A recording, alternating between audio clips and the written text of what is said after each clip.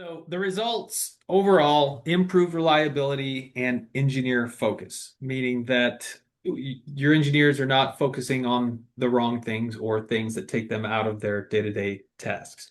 They stay in the zone. Engineers are staying in the zone in a stable, optimized cloud performance. This means more design time and zero IT downtime. Engineers focus on what they do best.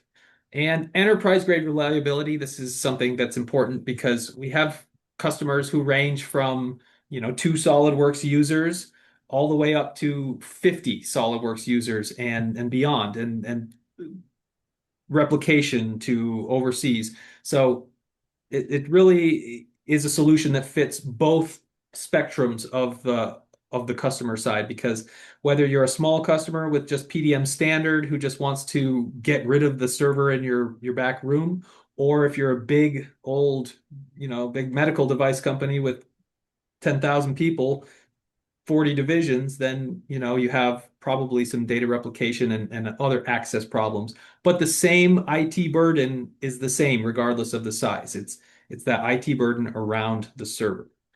Yeah, and you Consistent want perf it to be the same. Yeah.